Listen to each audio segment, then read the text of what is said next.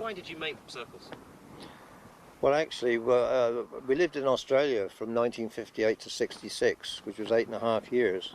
And me always being interested in outer space and UFOs and things, I saw an article in the Australian newspaper one day about some circles in some reed beds or grass in Tully in Queensland.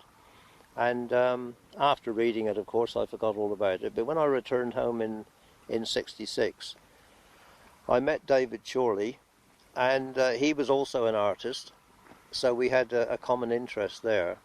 And for the next few years, we used to go out on our Friday evenings to have a drink in the pub and talk about paintings. And one day when we were walking on Cheesefoot Head near Winchester, one summer evening, in the midst of the cornfields, we sat down there and trying to get a bit of inspiration probably for some paintings. And I suddenly remembered this article that I read while in Australia.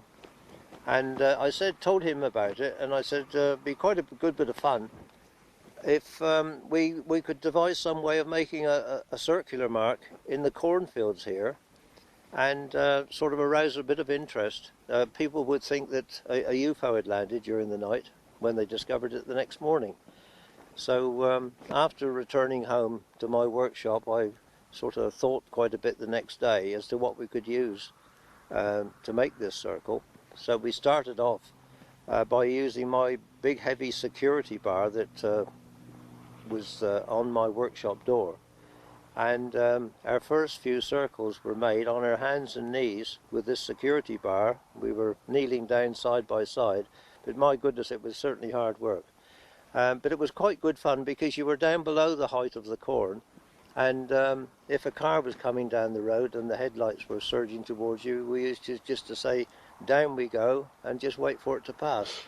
And but for the first 2 years, our circles were not seen at all, except I suppose by the driver of the combine harvester, because we were doing them in fields that the public couldn't see them from the road.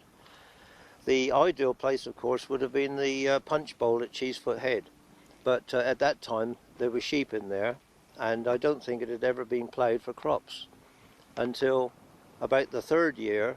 My wife and I drove up past there one Sunday afternoon, and they were ploughing the punch bowl, and I thought to myself, I must go back to Southampton to find Dave Chorley and tell him that the ideal spot for doing a circle was now under crops.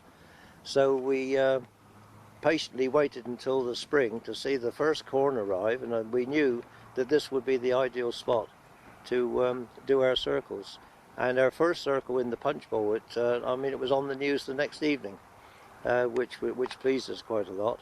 And of course the other place which was ideal for the public to view them was the White Horse at Westbury and Clay Hill, which we did quite a few there as well. It was all a bit of fun, really, yes.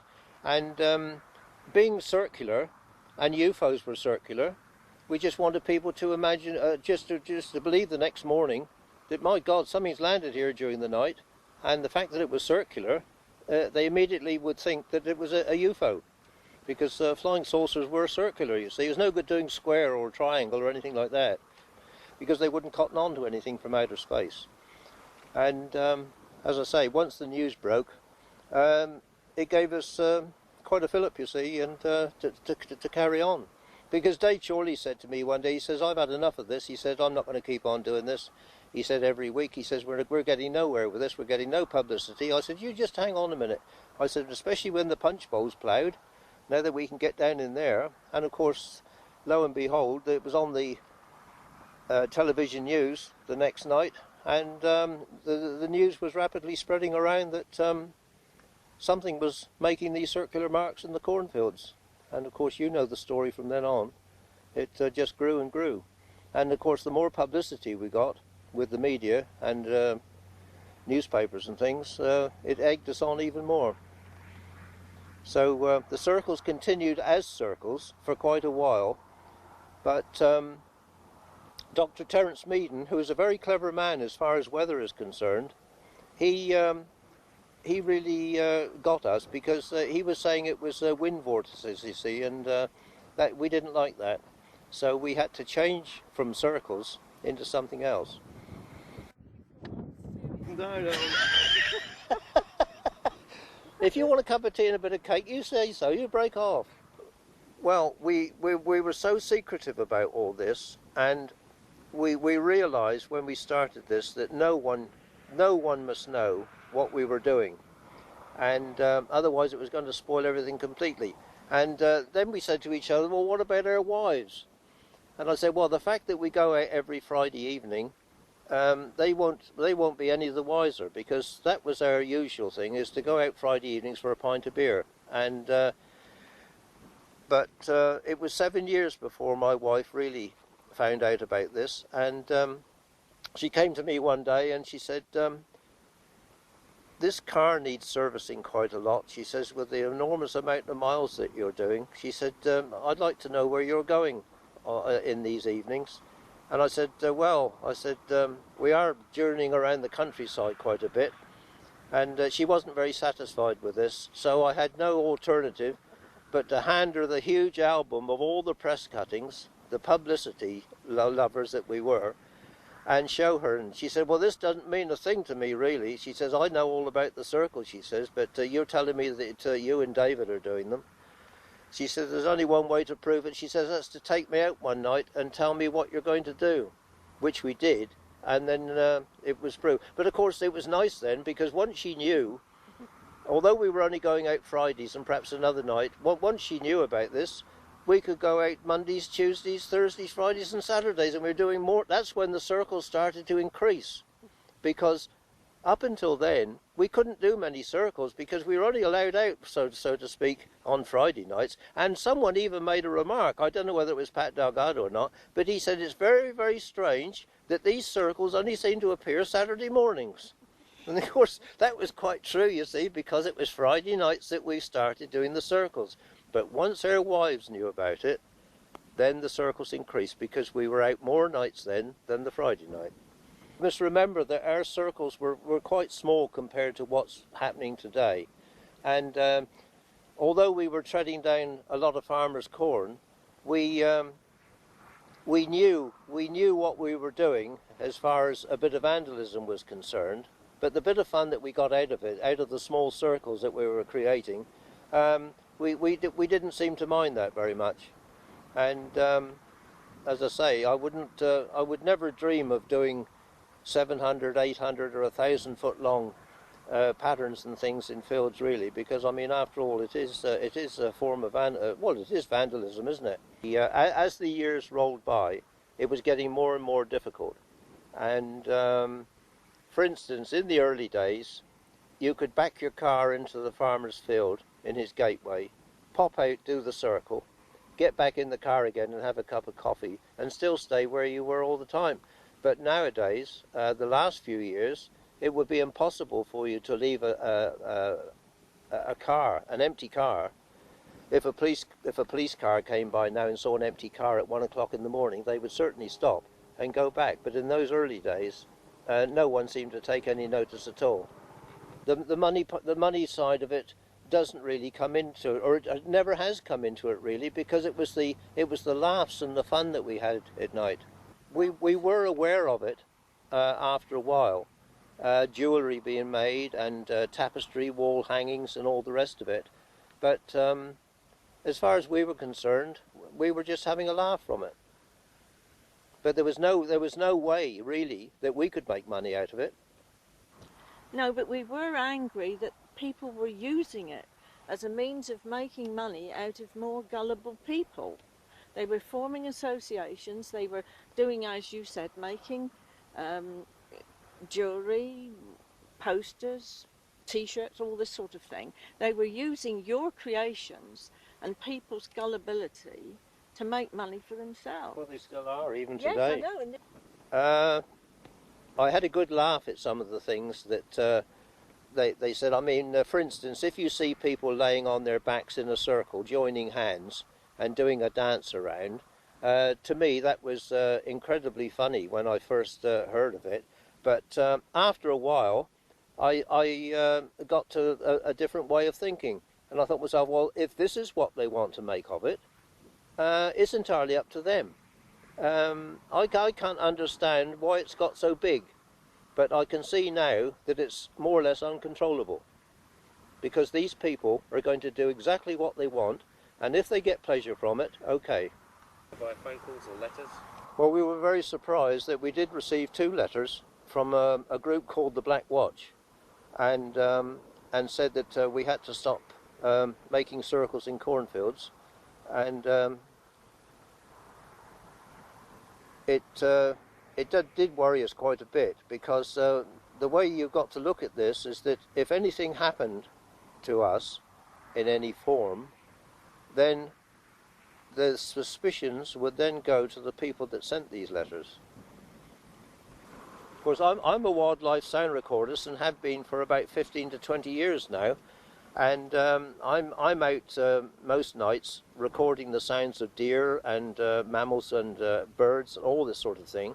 And when I went to the meeting at the Guildhall in Winchester one evening, which was the subject of crop circles, they brought up this business about the grasshopper warbler, the sound that they'd heard up on Cheesefoot Head near Winchester, and I knew immediately what this was, because I'd already recorded this bird several years before, and this bird also sings at night.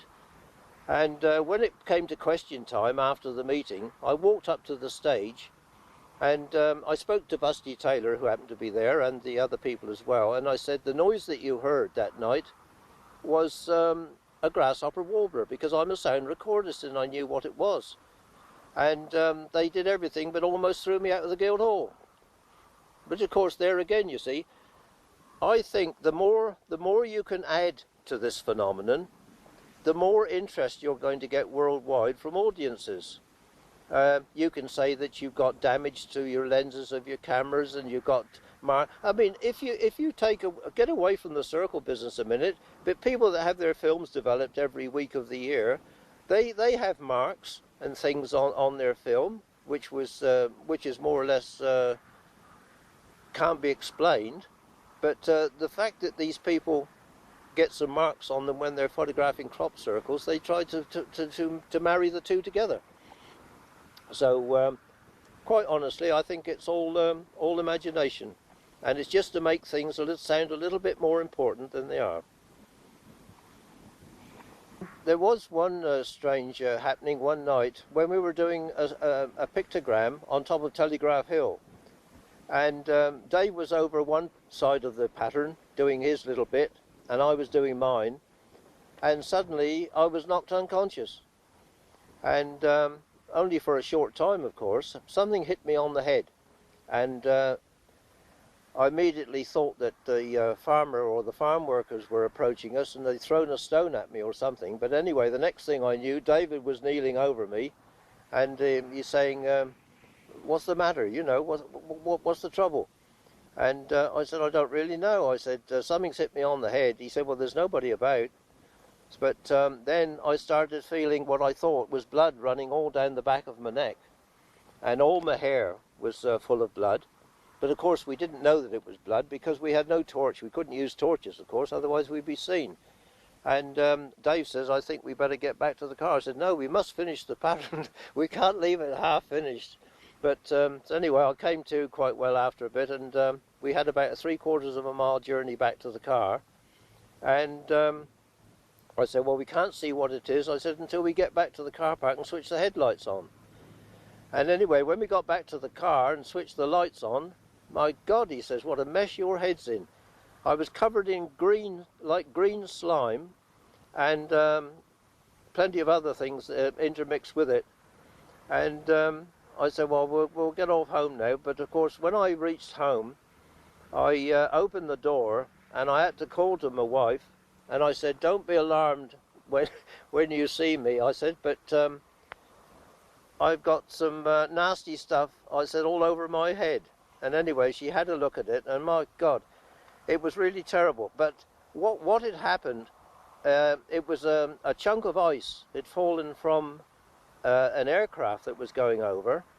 And how on earth, the millions of chances to one of it hitting me on the head, I don't know. But as it was a warm evening, by the time it hit me, it was just a soft piece of sludge. But it was just enough to knock me out for a minute or two.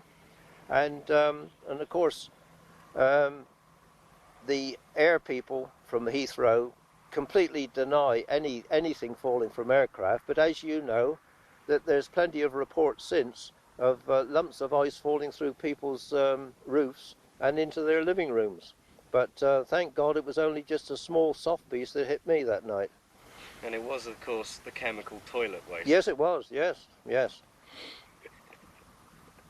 Well, although I'm an artist myself, it's a totally different art to what we created in the fields.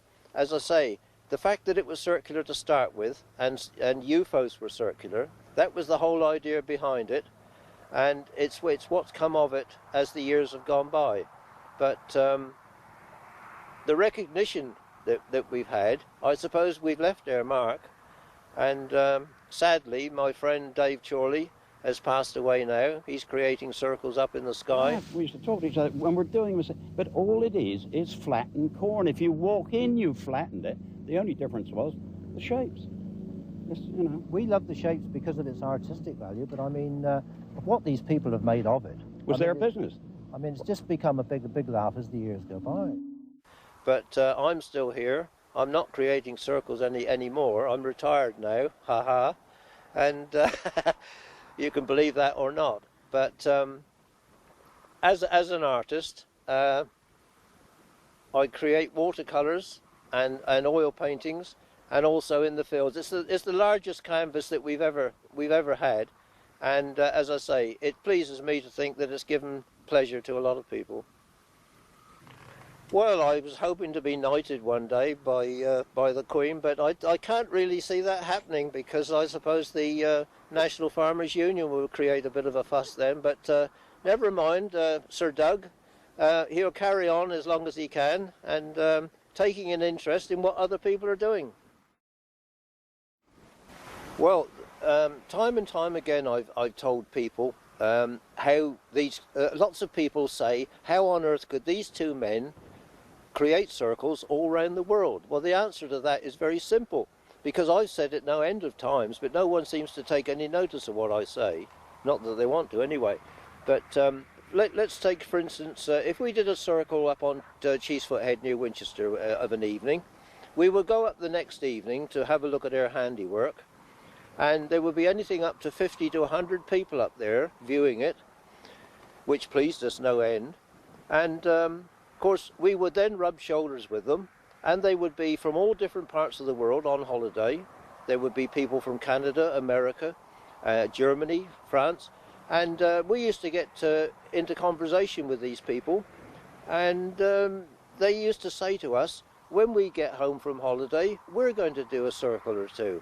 And there you are. They've gone back to America, they've gone back to Canada, Germany, likewise Japan, and they're treading around just the same as we did. And there you have the circles in all parts of the world. Not from Doug and Dave, but from the people that came over here on holiday, viewing the circles that we made, and then they're having a go themselves. They're still doing it today, aren't they? Well, yes, when we used to go up to view what we'd done the night before, as I say, the only people that we knew were searching this was Pat Delgado, Colin Andrews, Busty Taylor, who was flying over, and Richard Andrews. And we used to get into conversation with these, and I mean, they must know even to this day that we were frequenting up there and talking to them all the time. And I always remember one Wednesday afternoon at Longstock, I took my wife up to Longstock to have a look at the circle that we'd made previous, and I met Colin Andrews up there, and he said there was some connection between a bit of a rubbish dump there and the circle that was out in the field. And he gave me his business card, and he said, if you hear of any circles round about, he said, perhaps you could let me know. I said, yes, I will, because I travel around quite a bit, because I'm a wildlife sound recordist. And of course, Dave and I used to do a circle one evening, and then ring him up the next morning and said, oh, Colin, there's a circle at such and such, and he used to say, well, thanks very much. Thanks for the information, which made it all the fun. Talk about that. Well, this is a little bit of a mystery attached to this, although we've had a lot of fun out of making the circles over the years. When we started reading reports that some of our designs and patterns that we were creating had a connection with the Hopi Indians in America, Mongolia, Aborigine tribes, cave paintings, etc. And what mystifies me most of all is, where is the connection of this? Why is it that I could sit down and in half an hour create a pattern on a piece of paper? It was just as if my hand was being forced round with the pen to do this pattern.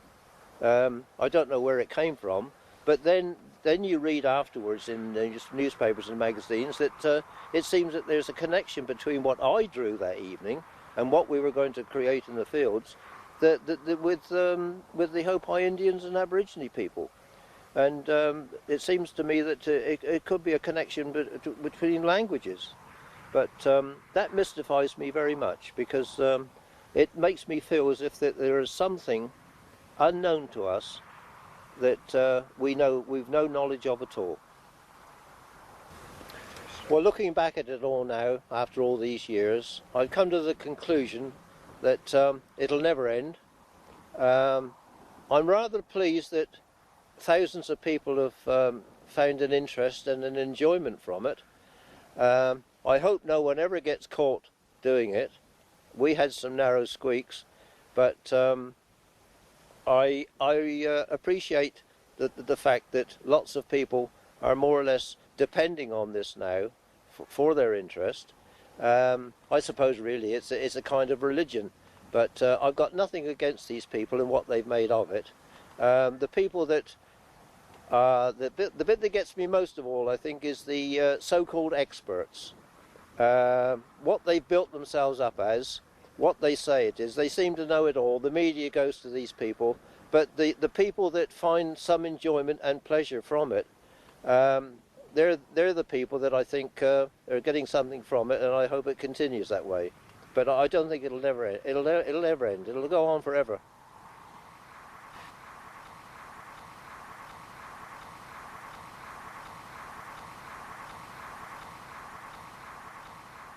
I first saw crop circles when I was back living in Watford, and at the time, you know, I wasn't necessarily happy with the way that my life was going. I mean, a lot of people do. People get to points and they want to put their life on a different tack, or they're not completely satisfied with everything. And crop circles seem to be like a cosmic bat sign, really, for me. You know, it seemed something special, and it seemed like something exciting to go and look at and find out about. And much more interesting than the average, like, mundane life that I'd been living up until that point, you know. So, oh God, on pretty much of a whim, I sort of sold everything I had, bought a tent and a rucksack, and just hitchhiked up to the area and like started camping out. And crop circles started turning up where I was sleeping, and special coincidences and synchronous dreams and.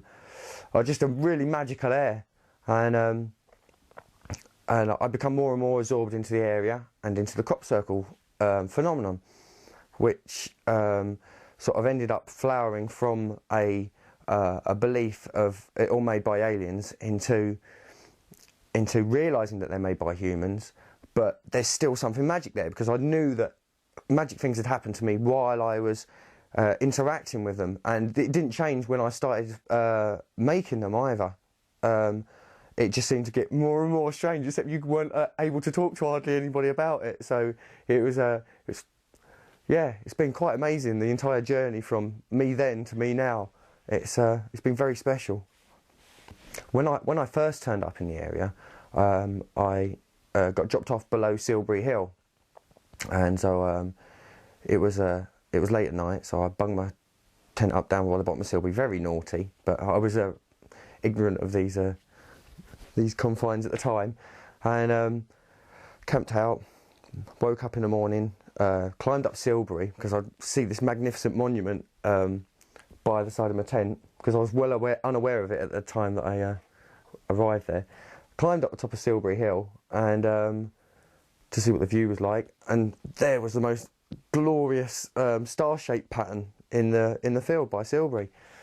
And I've only just turned up there, And I thought, wow, you know, maybe this has turned up overnight, you know, because there's people in there. Maybe it's turned up, this is for me, you know, this is very, very special. So I ran down there as fast as I could, burst in there, got to meet all the people that were involved in crop circles and people who were filming and people who were just visiting there or in the area.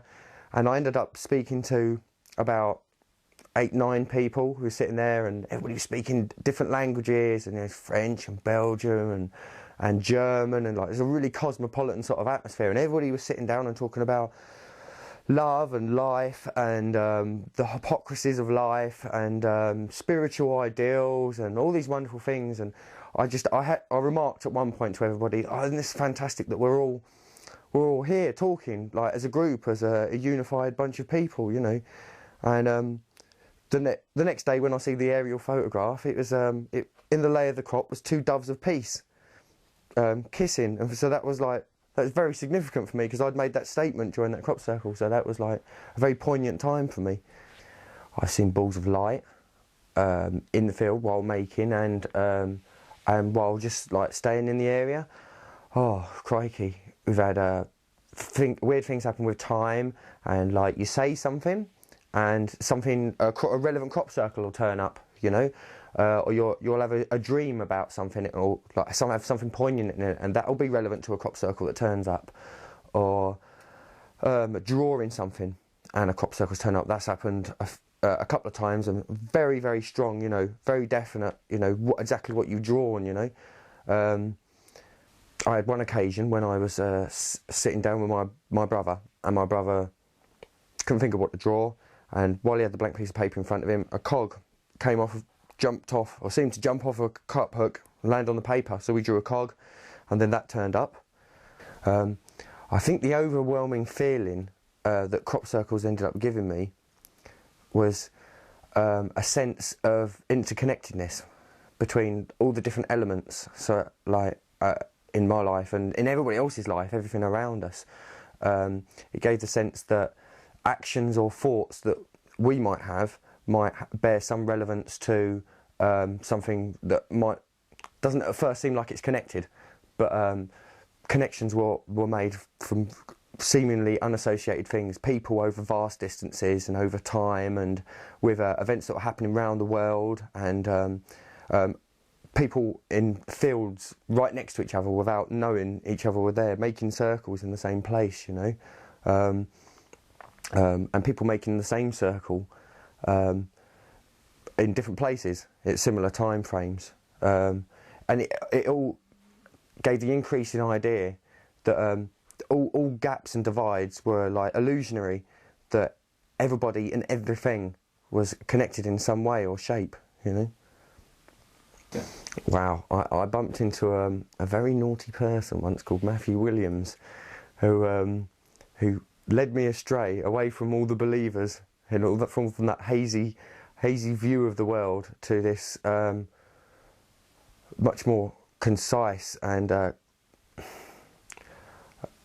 much more took me into the phenomenon, you know, but a different view on the same scenario, a different angle on it, and it seemed to flower even more after that, you know, take on all new possibilities, and all sorts of new kinds of magic started manifesting, and it took on a whole new slant, but still just as if not more fantastical and amazing and coincidental and synchronous and telepathic, and took it off into a whole new realm. And yeah, it was Matthew Williams that sort of really encouraged me and allowed me to flower, as it were.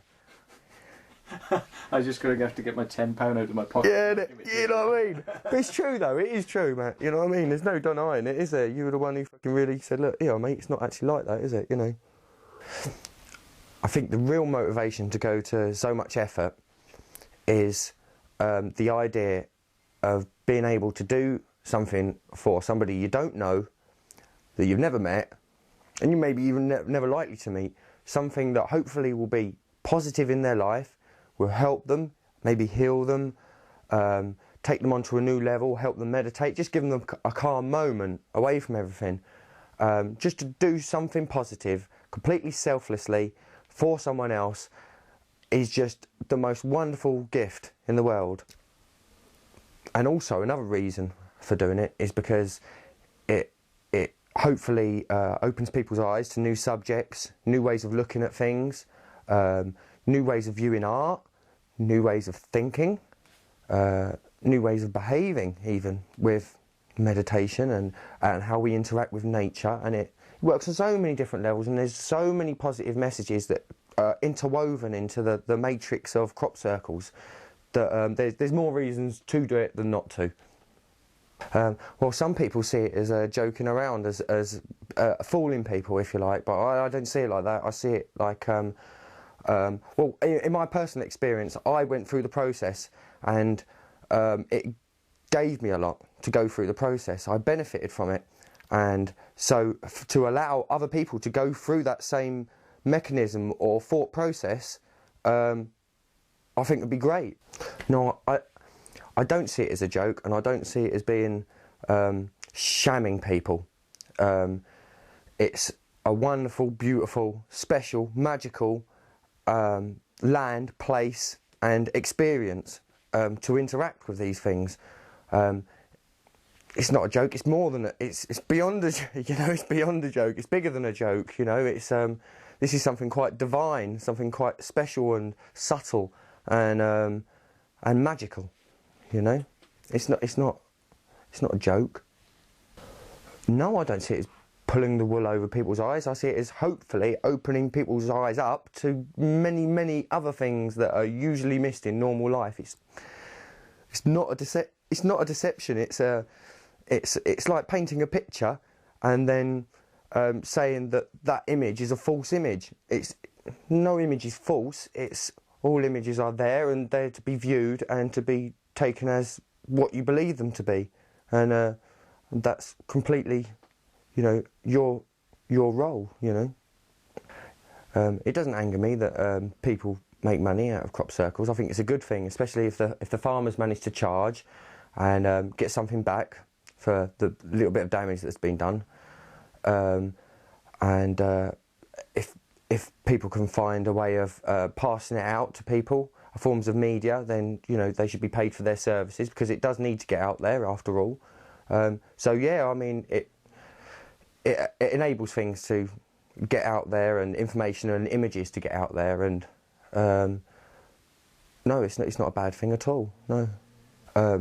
Does it bother me what other people believe? I wouldn't say that the word was bother me. I care about what other people think about. I'd hate to think that I was having a negative effect on anybody or on their feelings. So in that way, yeah, I care, but I try not to get too het up about people taking it the wrong way, you know. But people don't, you know. Because sometimes some people take it as an offence that maybe you're deceiving them, or trying to fool them, or trying to humiliate them. But if people knew the motivations behind you doing it, I don't think they'd view you so harshly, you know? No, I don't crave publicity in any form, no. It's not where I'm coming from. It's not my bag, old man. I think the most important thing about what other Circlemakers bring is diversity, different viewpoints, which are very important. Otherwise, you become stagnant in your overall view. You need new blood and new. Maybe not the right term, but you need new life every so often to keep it spasmodic, to keep it on the edge, you know, so keep it special and interesting. So I think it's vitally important that there's a wide range, hopefully, of different minds and of different mindsets and artists and groups of people out there interacting with this medium. Otherwise, you're going to end up with a very linear and very, maybe sometimes stagnant, if you're not careful, art form. I think Circlemakers could be unconscious channelers. I can only really speak for myself in that I've had quite a few experiences where we diverted or gone away from the planned course, and it seems to have become relevant at a later date, the change in pattern or change in a pictogram or picture. It seems to have some sort of meaning that it wouldn't necessarily have had. So in that period when we weren't necessarily going with our plan, special things seem to happen that seem to be relevant later. But also sometimes you might do a drawing and then someone else will do that design before you've even had a chance to do it. So in there, I certainly think there's a lot of telepathy or even channeling. There may be some interaction at some level with this other consciousness. There does seem to be another consciousness interacting with both the Circlemakers and the believers at some level. Seems to kind of have a giggle with people, you know, have a little laugh with people. The coincidences are too often and too prevalent for it to be telepathy, because I'm not telepathic. I don't believe I'm telepathic, but things happen, you know, that shouldn't happen, but they do. So maybe on some level there is some truth in that, you know. I can certainly see the phenomenon growing from this point onwards. I can see it manifesting in different countries, maybe in different formats as well, you know.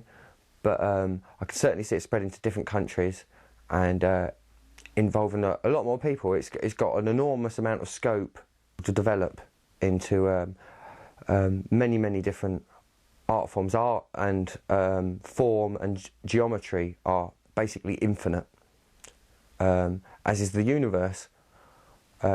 So in that way, I can certainly see it going on, and I can see it spreading to other places and becoming maybe more prevalent, more prominent, and involving more people, which I can only see as being a positive thing.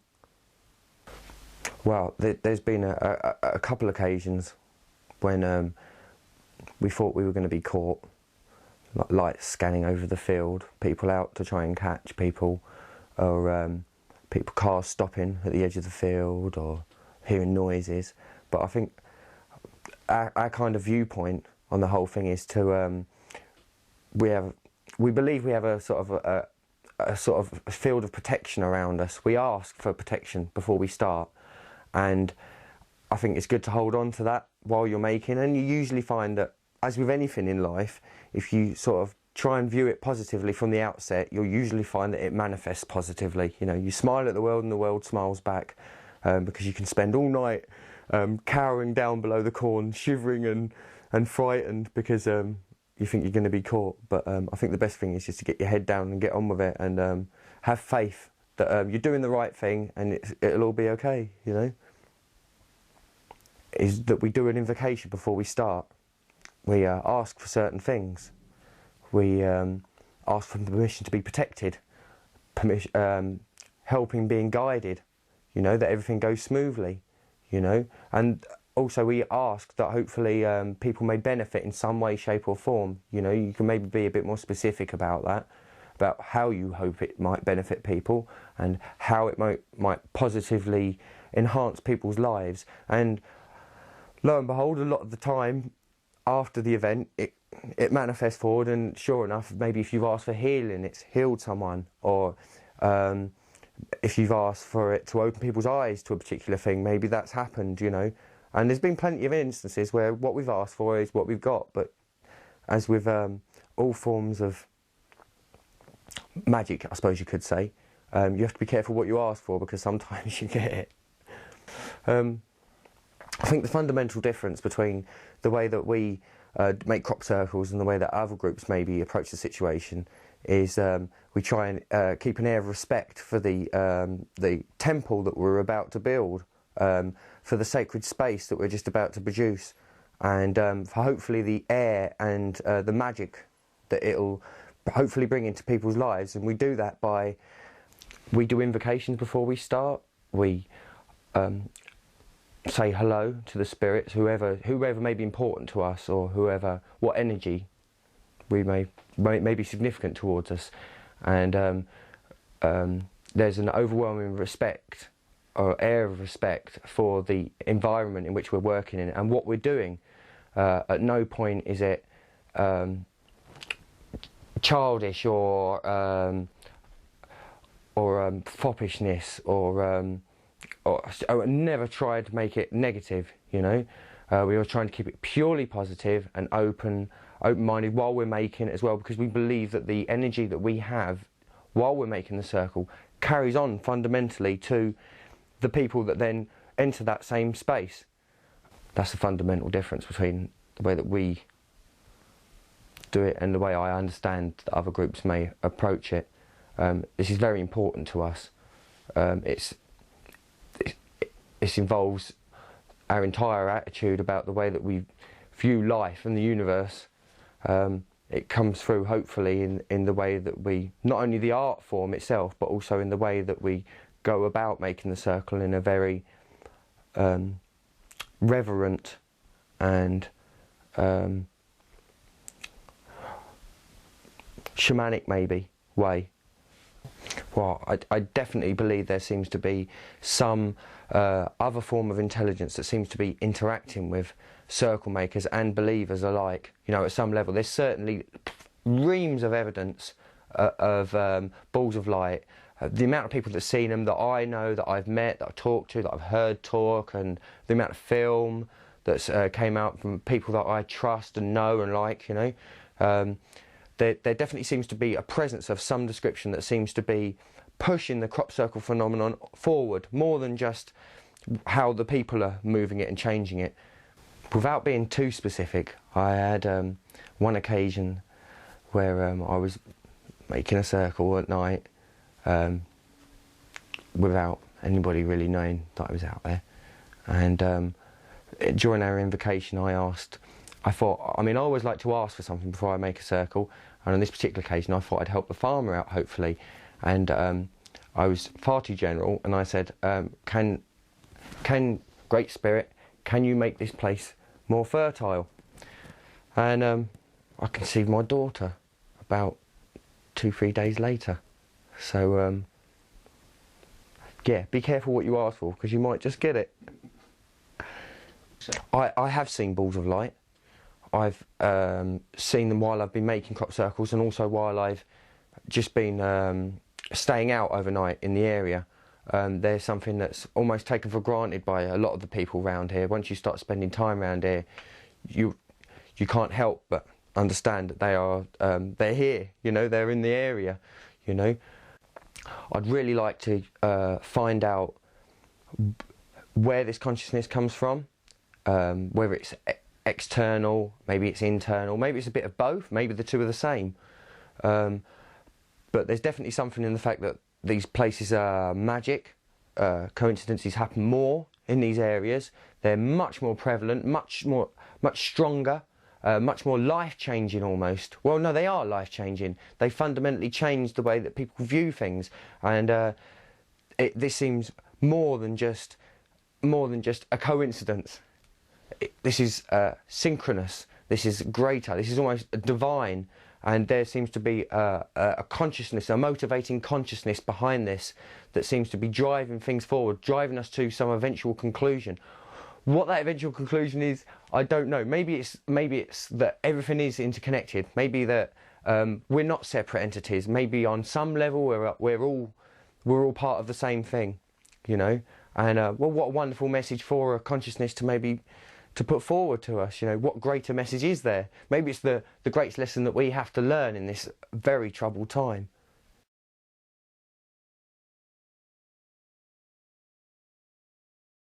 I make circles because I'm an artist, and I regard circle making as part of my artwork. There's a tradition of circle making stretching back 20 years. I'm a part of that tradition. And there are certain things that making a crop circle demands, and that does involve quite a lot of work and planning and such like. So if people regard that as trouble, then I guess that's what it is. But to me, it's just part of the activity of being an artist and making art in maybe a slightly odd, peculiar way, I suppose. Well, making circles is not a joke. I mean, it is funny sometimes, but generally it's not a joke. I mean, I kind of regard making circles as actually quite a serious activity. I mean, it occupies a lot of my time, a lot of my thoughts, and I mean, I think the circles function in quite a profound way for a lot of people. Crop circle making is a kind of a selfless act in a way. When you make a circle, although you're the author of it, because it's important that the circles are not seen to have human authors, you lose control of it, and therefore people, I suppose, can do what they like with it. I mean, I actually think the photographers that take such stunning photographs of it deserve every penny they get from the photographs. And I'm also particularly pleased when farmers make money from charging people to enter the formation. I don't particularly crave publicity for myself, but I do want my work to be seen in a public context and interact in a public way with large numbers of people, and hopefully often in quite a profound way as well. I've never pulled the wool over anyone's eyes, actually, and I've got not really any interest in doing that. Making circles is really like any other aspect of my art making. There's nothing deceptive about it. I'm simply going out into a field and laying down a design. And I suppose with that design goes a question to people. What does this mean for you? Why is it there? And how is it there? People are free to answer those questions how they will. I'm really interested in what other people believe. And part of the reason for making circles, I suppose, is it is like some kind of curious amalgam of at once going out and making a circle and feeling that you've met some kind of challenge, some kind of technical challenge, and at the same time then watching how other people absorb your creations and interpret it and speculate, analyse it, whatever. So in that sense, what people believe is fundamental to the practice of making circles, but not in the sense of mocking the belief. In fact, you're actually interacting, engaging with the belief. There is a totally symbiotic relationship with the circle makers and the people that research them, the crop circle researchers, UFO researchers, whatever they like to call themselves. Actually, the risk of being caught and prosecuted is very low. The fields of southern England are numerous and very large, and it's almost impossible to be detected whilst you're making a circle. On one occasion, I was lost for 2 hours in a field trying to find two other people in the field who I knew were there, but despite knowing they were there, it still took me over 2 hours to find them.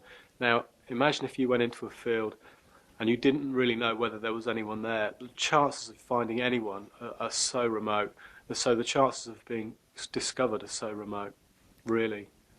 I'm not attacking a belief system, but I certainly am, certainly am interacting with it and engaging with it. I mean, I'm actually myself very attracted to unorthodox, I suppose what other people call unorthodox or alternative belief systems. And as an artist, it's part of my artwork is engaging in them in a variety of different ways. Crop circles is just one. So in that sense, it's important that it's not an orthodox belief system like this church or some other established orthodox belief system, whether it be overtly religious or otherwise. I mean, I don't think any circle maker could morally justify what they do in the fields. It's not possible. Obviously, it's criminal, and in that respect, it's hard to take any moral position against it, and I don't seek to do that. But I do hope that what I do brings some kind of experience to people who visit them that they think is worthwhile, and that they don't feel that visiting them has been a waste of time, and they've got some kind of pleasure from it, some sort of enjoyment from it, or maybe something even more profound than that. My activities, sometimes do cause me trouble from believers. I think really because there's a climate of misunderstanding between circle makers and researchers. Circle makers are generally rather caricatured in the minds of researchers, and as a consequence there's a certain amount of vitriol directed against circle makers, not just myself, other circle makers as well. as I say, I think it's really a result of misunderstanding. I've had a couple of phone calls and some letters. I wouldn't call them a campaign of hatred or paranoia in any sense. I think that they are just cases of misunderstanding. But there is a curious paradox where Circle's researchers love the creations that we artists make, but on the other hand hate the idea that they're made by artists and not by some sort of paranormal entity. So as a consequence, they're stuck somewhere in between those two things. Yeah, the first time actually, one of the first times that I visited the Circle, I actually took a photograph, which I suppose what would be called a photographic anomaly, appeared on. And shortly after that time, I started making circles. And that very day when I went out and took that photograph was a kind of weird conversion for me, because it was also the first day when I really twigged that circles probably were made by people. But at the same time, I experienced something which seemed genuinely, and still seems genuinely, anomalous. And that's really set the tone for my circle making activities since then, and which was in 1991. Since that time, I've had probably half a dozen sightings. Some of them have been photographic, mostly they've not been, mostly they've been whilst I've been constructing a circle. And as a consequence of that, they've been witnessed by a number of people, including on 2 occasions journalists. And these are mainly flashes of light, a ball of light and a column of light as well, recently, that we were witnessed. And they've inspired me to go on and do other things as well, so I've also made another series of artworks based on those experiences. Absolutely, bizarre coincidences happen all of the time. I can remember my early circle making days in the early 90s when I made a formation, and overnight another circle was added to it, which was actually on the diagram that I had with me, but we'd decided not to put that circle on the formation. I came back the next morning and the circle was there. I didn't know what to make of that at the time, and I guess I still don't really. Well, it's clearly not a new art form, because Doug Bauer has been making circles for 20 years. And in my opinion, actually, he has done something absolutely remarkable and kind of deserves the credit, which I'm sure he'll never get for it, unfortunately. But in addition to that, I think that there is a tradition in the paranormal of intervention, creative intervention by individuals that probably stretches back for centuries. I think you can see that in many, many different forms, from UFO photographs to perhaps going right back even to the Turin Shroud, to seances and spiritualists in the 19th century. There is a tradition of some form of sort of creative intervention which verges on deception sometimes, and crop circles are just another manifestation of the same thing, I think. Making a formation, yeah, can be very, very exciting, I suppose. I mean, certainly you get a kind of adrenaline hit from it, but the adrenaline hit is I think due to being in very, very extreme situation, which also is quite alien in many ways. Your pupils dilate massively, so your whole experience, visual experience, and your senses, your visual senses, are completely thrown. It's almost like seeing in kind of infrared or negative or something. It's impossible to judge distances. Shadows appear where they shouldn't be. Things move on the corner of your eyes. Your eyes play all kinds of tricks with you. And then at the same time, you've got this technical challenge of putting something in a field in an incredibly short amount of time that is really pushing what's humanly possible to do. Added to which, you're trying your damnedest not to be caught in any way. So yeah, it can be pretty exciting, pretty hairy. I've no idea actually what crop circles are for. I make them because I'm an artist, and I see them functioning as art pieces in a very public way. I think other people think that they may be other things and for other things.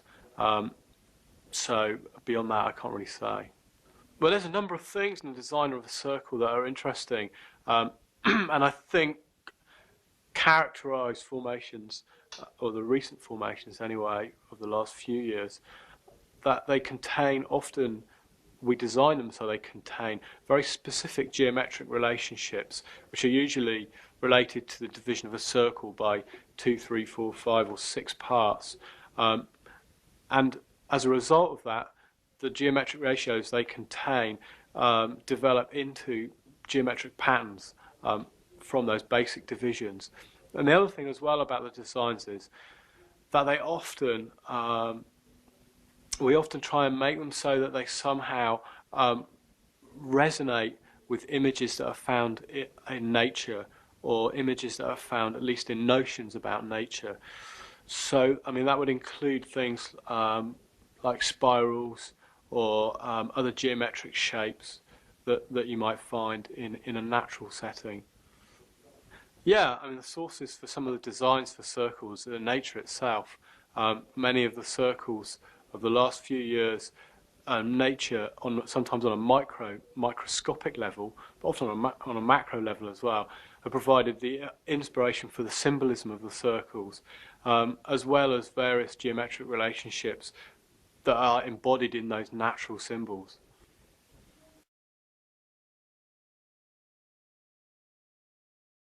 We started crop circles, that's my other partner and I, pretty much when the season was drawing to a close. And I remember being in the Milk Hill masterpiece, that wonderful Frank tour. And I met Colin Andrews and stuff, we had a chat.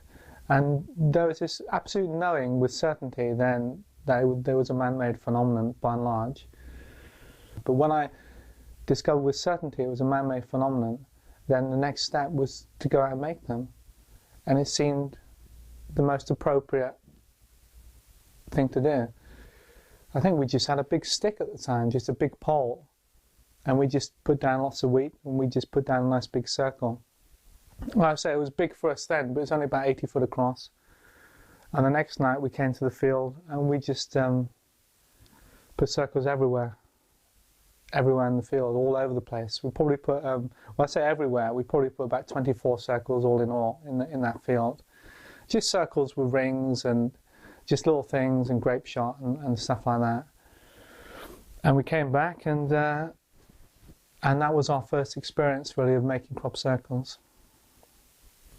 If you ask us for what reason did we go into the field to make crop circles, and to be entirely honest, I think initially because there's a bit of a buzz.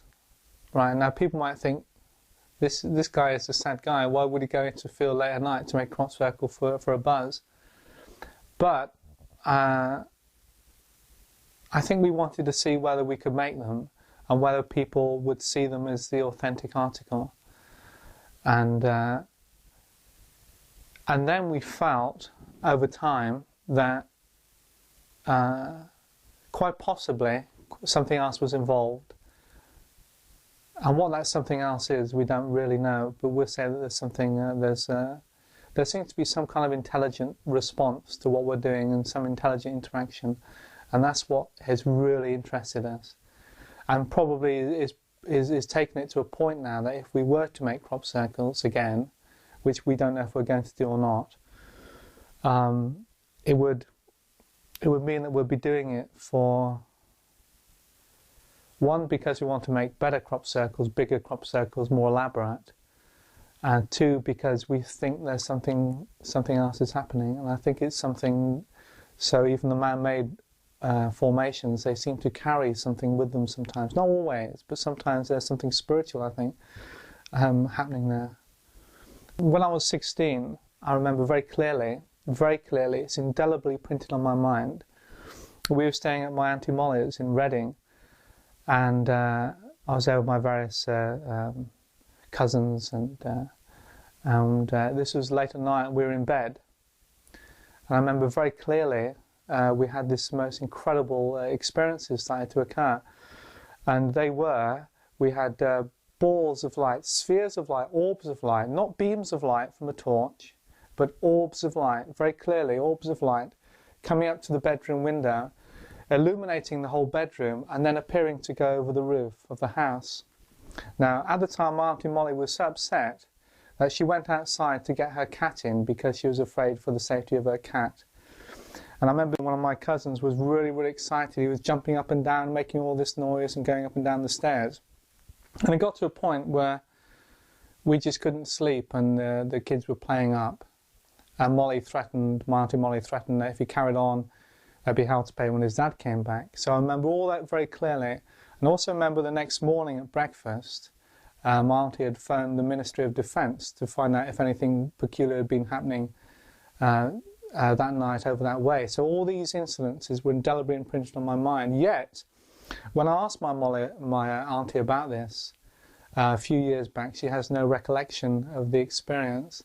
Now this is a bit disturbing, and I'm thinking, hang on a minute, but I have an absolutely clear recollection of the experience, and all these kind of arbitrary details and very mundane details as well accompanied it. So we had early experiences like that. Well, I became really interested in UFOs, and I can remember another occasion I was in London, and my mother said she opened the door of my bedroom and she witnessed a ball of light coming out of the bedroom and shooting off through the window, the landing window. Another occasion, she awoke in bed and she saw two very tall beings at the foot of the bed standing, and they had some apparatus over their heads. She described it like that. Another occasion, she said she saw a star outside, what appeared to be a star outside the house. She watched it for 40 minutes, and it was going up and down and left and right, making the sign of the cross, as she described it. So, and we've had sort of experiences like that. And during circle making, we've also had experiences. Once we were in a field and we'd actually completed the formation. And so, because what people will say about circle makers seeing things whilst they're out there is that their eyes aren't accustomed to the night, and you do start seeing unusual things initially until your eyes become accustomed. But bear in mind that we'd actually made the circle. We'd been out for, it was only 2 or 3 hours, and we were coming back. The other member of our team then said something to me, and I turned round, and he looked really, really afraid. And he said he saw 2 very tall figures following us out of the field. He's very big, he's very strong, he does weight training, and he was talking about very high figures. Now yesterday I said to you, I think he said 14 feet. Now when you describe 14 feet is up there, I mean that seems to be too high. But actually at the time, I do recall him saying something like that. We're talking just very, very tall. I mean, people tend to talk about ETs as these little things. But so this was obviously not that kind of experience. Now, in the same field, a year later, when we were making a formation, I was standing holding the pole, my brother was scribing a circle, and there were these bright flashes, really intensely bright flashes of light, but gentle. It was I say intense, but when I'm thinking back on it, when you see these kind of UFO films of someone being abducted, they seem to have this really intense flare and they're sort of blinded and it hurts their eyes. I'm not talking about this. It was the whole field lit up, but there was a, when I think back, there was a gentleness to it.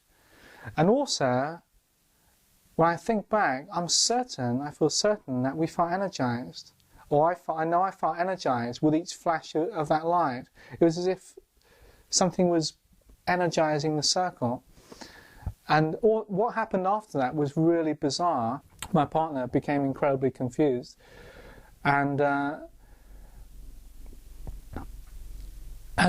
he just seemed to have lost all perspective. And he just became almost kind of zombified. And it was a very unusual, and I became very concerned for him initially because it was just like he was in a trance.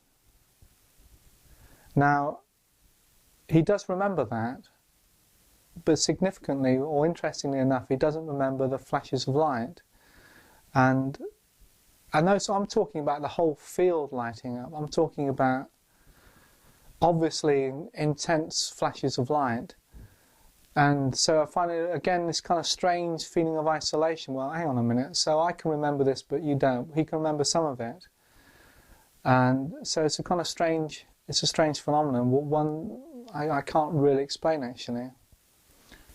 There's a very real possibility that Circlemakers might be responding to a call of sorts, or an invitation from the unknown to go out into the fields and to create crop circles. It's something that I believe I've experienced. And I can remember lying on bed at home, coming home late one night after work and exhausted, lying on the bed with the window open during a lovely summer evening. And there was just a magical feeling. And it felt like it was coming through the windows, in the scent of the air, whatever. And it was like a call of the wild, just to go back, to go out into nature. And then for me, it was a call to make crop circles. And that night, I just contacted my partner, and we went out and made a formation. I can also say that there is a feeling about that place, how the people feel. A very dear friend of mine, I invited her to come to the circle that we'd made, and she passed the field, but she was afraid to go into the field. Even though she knew we made the formation, she felt there was a very eerie feeling to that particular field. And the biggest formation we made there was about 600 foot across, and it was very simple. But whilst we were making it, I was standing in the middle of the field holding the pole, and my partner was scribing the circle. And I saw very clearly people coming into the field with dogs and with torches, and going like this with the torches, very clearly, I mean really clearly. And I thought, oh no, we've been caught. And there was a feeling of dread. But something else came over me, and it seemed to say, no, stand your ground, carry on. And I looked, and these things had gone. During part of the creation of that formation, we both experienced a surge of energy when we made a part of that formation. We both agreed on it. We didn't know then, but we've since discovered that there is the remains of an old stone circle in the air. And I find this quite interesting, and I think there seems to be, I believe, I've got no proof, but it seems to be that we were guided to that area, interacting with something in that area. It's very alive and very vibrant, and I don't know what it is. I think I've always had interest in mystical things, but the most dramatic of all experiences I had was with the experience with I believe, with Christ. So I became a Christian about 2 years ago, and I've made circles since being a Christian on one occasion, and it was a very strange night actually. That was the night we saw flashes, and also I cut myself very badly, and but we ended up making a formation and praising the Lord actually whilst making the formation. This sounds incredibly irresponsible, and I'm not sure about it. And as a Christian, I also love the earth. Right? I have a deep love of nature, and I think the two can come together, you know, in nature, worshipping in nature, as it were. And so, as a Christian actually making crop circles, I'm not sure about that. I mean, I did actually pray over it. It sounds bizarre, but I actually prayed over it. I think I'm never sure about actually going out to make crop circles. I'm never sure about it, and it's an area I'm not comfortable with. If I was really comfortable with it, I'd be happy to show my face and whatever. It's a strange area. It's almost like being involved in some occult practice.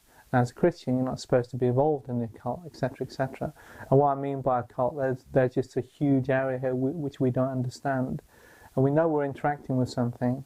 We don't know how much we're being used or manipulated by this something. Where this something is entirely benign, I don't know. I can only say that I used to have experiences with, I believe, what were possibly extraterrestrial intelligences. And since becoming a Christian, I no longer have those experiences. But the experiences that I have had have been certainly more benign. I was in one of my formations when the farmer came along, and he wasn't very happy, and that made me a little bit concerned. Obviously, kind of thinking, hang on a minute, this guy isn't happy about this. But certainly some of the major researchers have been in our formation and have got a real buzz out of it. Yeah, I took a friend of mine in, and he didn't know it was my creation, and he was practicing Tai Chi in it, and he was balancing on one leg, and he's normally quite clumsy, but all of a sudden he was really inspired, and he seemed to be doing amazing Tai Chi, and I said to him, how do you feel? And he said, just such deep peace. And he was still very quiet, and he had a very positive experience in that formation. It obviously meant something to him. Well, I can remember once we were out at Barbary Castle, and this was in the evening, and it was a pitch black night, and it was the most glorious night. And we were there when it was light as well, but there was the feeling in the air like a door had been opened.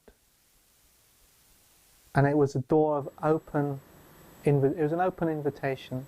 It sounds bizarre, but we felt, and we joked about it, we said, you can make a formation in the complete daylight here, and no, you wouldn't get caught. And there was that sensation of protection and invitation that it was now okay to go out and make a crop circle. Now we didn't, but as it happened that night, the East Field, 2 huge formations occurred, very significant formations occurred in the East Field. There may have been another one that occurred that night also, I can't recall now. But that was certainly one of those nights. Other nights we felt, again, we felt that definite call, that definite invitation, and great formation has appeared. We were going to, one year, do a formation locally, and we were umming and ahhing where to go to this particular hill, and we weren't sure about it. But all of a sudden we got the feeling in us, from our hearts, that it was okay. And I remember us sitting in the room and feeling incredibly happy. As it happened, we didn't go that night, but someone else went that night, or something else, because the next morning there was a formation right on the place that we were going to actually use. And actually, to be honest with you, I was really fed up, because we were going to want to do something bigger, and but it was a really nice formation, and some people really loved that formation and got a really good feeling from it. But obviously it seemed that someone else picked up on that calling, or whatever it was, that impulse to do it, and someone else did it, and probably did a better job than we would have done, probably.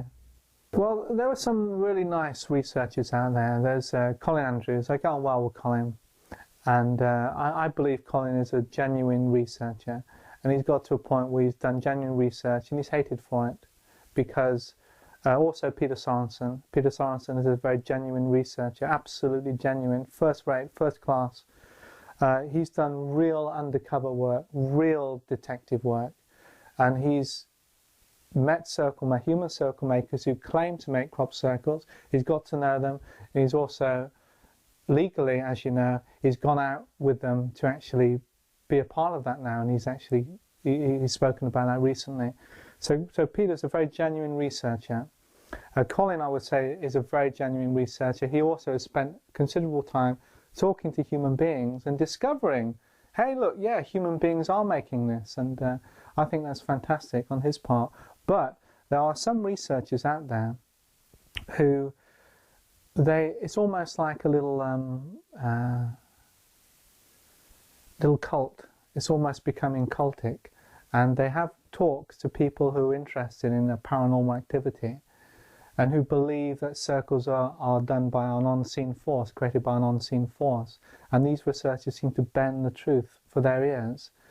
And I can remember being at one meeting, one particular lady, a couple of times in fact, and I've actually been appalled by the kind of arrogance I felt in that room, by ordinary folk who believe they know something that they don't actually know. And also the way that certain major important things that happened that season, i.e. human circle makers legally making formations, were not even mentioned, and their work wasn't shown for people to compare for themselves. Because I've seen formations like people like Matthew Williams has made. He did one in the Eastfield this year, a planetary formation, which was so superb. It's like, I thought everyone would be astonished. But I didn't hear that astonishment with researchers. They say, oh no, it's not like the original, it wasn't spherical. And I think, hang on, there's something missing there. There's one at least must acknowledge this is a really good piece of artwork or whatever. And so I think that is definitely missing. There's a blind area, and there's a real arrogance there, because it's saying that it must be extraterrestrials because human beings couldn't possibly do that. But what human beings can do is quite amazing. And I actually now believe that this attitude is actually more cynical than people who just believe it's human beings doing it, because it seems to say, no, you can't possibly do this. Now they don't, perhaps they have never tried, or perhaps they just can't confess that it's possible, because perhaps they're making, I don't know, they might be making money out of it. And I know some of them are making money out of it. I know some circle makers who aren't making any money out of it. But I know some researchers who are making plenty of money out of it. I think money is neutral. I'm very happy for everyone to make money out of it. For circle makers, I'd like everyone to make money out of it, including the farmers. Then everyone's happy. And at the end of the day, that's what really counts, really. Because it's just a wonderful experience to go out into a circle. And you find that when you go out and meet people in circles, there's a camaraderie. And that only vanishes when we're at talks and people are talking it, being experts and being, in a sense, condescending, or using it as a platform to broadcast their own particular philosophy. And many people are doing this to become like gurus. And they don't actually, like gurus, they don't actually know anything, but profess to know. And that is a bit of a corruption of the art of circle making, of the circles phenomenon, I think, in a sense. The word of God, right, through prophets. The prophet is a human being, flesh and bone, and God is speaking through that flesh and bone, through a spiritualist, flesh and bone, and possible messages from the beyond. So there needs to be that physical presence. With Jesus, he was physically present to transmit this energy, to conduct this experiment, or whatever it was, or to be a part of this great sacrifice. So there seems to be a necessity, a physical necessity, and so human beings are perhaps channels or conduits. So there's this lie of specialness, isn't it? You know, the circle makers might feel special because they're making the formations. The researchers might feel special because they're discovering the formations. But really, perhaps no one is special. We're just part of a movement, perhaps. It's given me the opportunity to interact with and experience something I can only describe as being supernatural or paranormal, which at the best of times is very exciting and exhilarating. Perhaps at the worst of times is quite unnerving and even frightening. There's a certain artistic pride which comes into it, which I'll admit I enjoy when someone praises my work or work I've been involved with, but I don't really see it functions particularly well inside the art arena, which has a problematic relationship with the public and works far better outside the art arena when people know that what they're looking at is a crop circle and not something that's hung in a gallery. I don't really see it as that much trouble. It is very addictive doing it, especially if you're experiencing things which are beyond conventional science or science as we know it.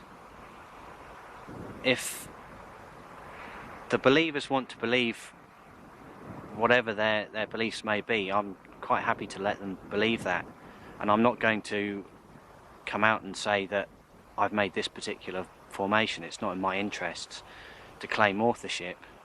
I let people freely believe what they want to. It doesn't so much anger me unless the product which they're selling is of a very poor quality. I'm quite happy to go out and buy their products, if they're of an adept standard. I don't crave publicity, but I think it's an integral part of the crop circle phenomena.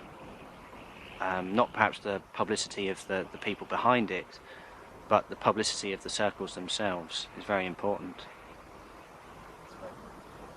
Well, I don't feel that I'm pulling the wool over anyone's eyes, because I'm allowing them to have a free decision about their belief. They can go out into a field and experience something which is very personal to them, something which perhaps only they can experience in that particular circle and will be very special to them.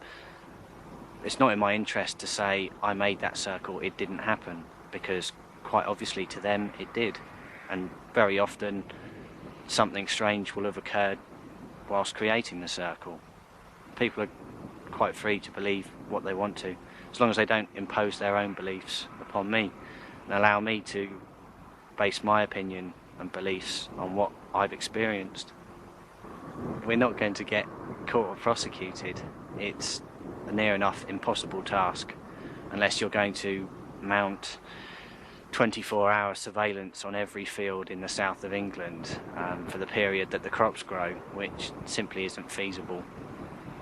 I'm not directly involved in any kind of religion, so saying to people who believe in Christianity that there simply isn't a God or Jesus never existed isn't really in my particular interest.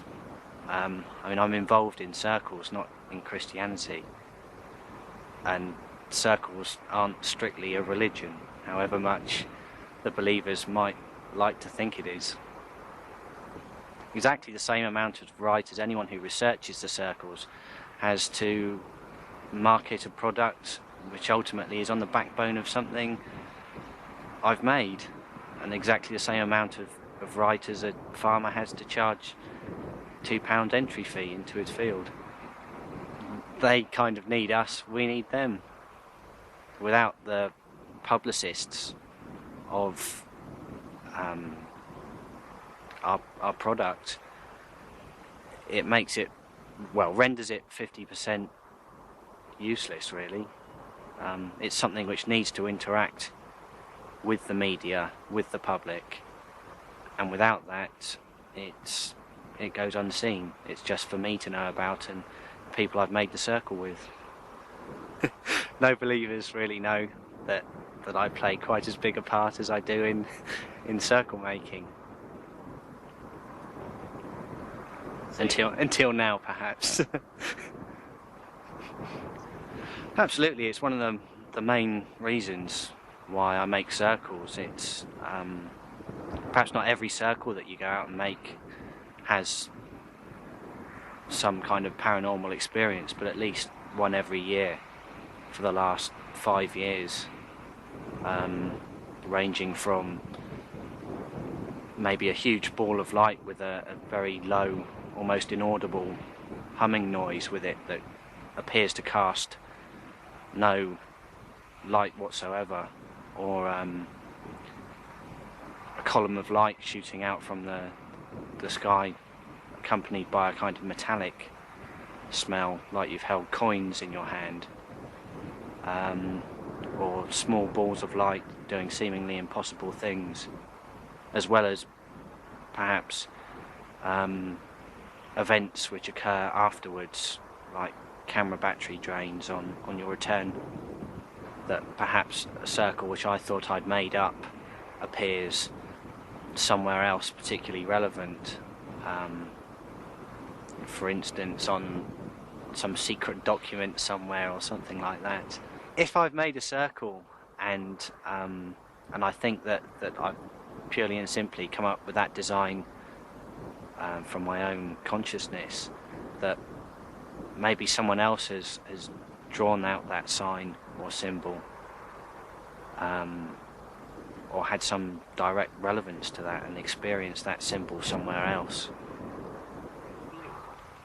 It seems now that there's been quite a huge shift in perception from the believers, that whilst formerly they were quite happy to believe that the circles were made by some supernatural force, that now they're more than happy to believe that the circles can be made by humans, but it doesn't matter. The shapes that are appearing in the fields are giving inspiration and allowing for people to enjoy perhaps the countryside and the phenomena. Whereas beforehand, if you mention the word hoax, you'd get a scornful look and perhaps be targeted for some aggressive behaviour. That doesn't really seem to be too much of a priority now. No, because in many ways I don't think that the whole phenomena is defunct. As I've said, there's many kind of instances of something paranormal happening, which, when it makes you feel quite unnerved because you don't know precisely what role you play in the whole phenomena, it can be a little confusing at times. I guess I'm fairly confused as to what role I play. I'd like to think that there was something bigger and greater out there, as I think perhaps everyone would. I think the whole thing resides in land art. Ultimately has an authorship behind it. When crop circles have no authorship behind them, they're a lot more powerful. They are crop circles, not art, which I find particularly interesting. If they become art or land art, they lose a lot of their mystique, their paranormal powers. People are less likely to believe in something happening, and I think that's very important, that if you're wanting to experience something, you have to go into it with an open mind and not a closed mind. People will come, and I wouldn't use perhaps as strong a word as worship, but they'll bring a whole manner of beliefs, be it dowsing or meditation, or just simply wanting to experience a particular change in atmosphere or energy.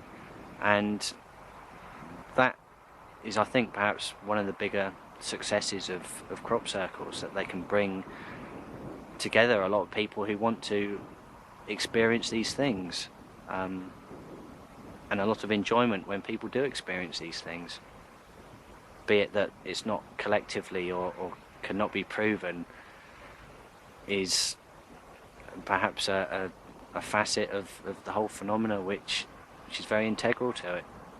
Well, I would consider myself an architect of temporary sacred sites, depending on what people experience when they're in that temporary temple.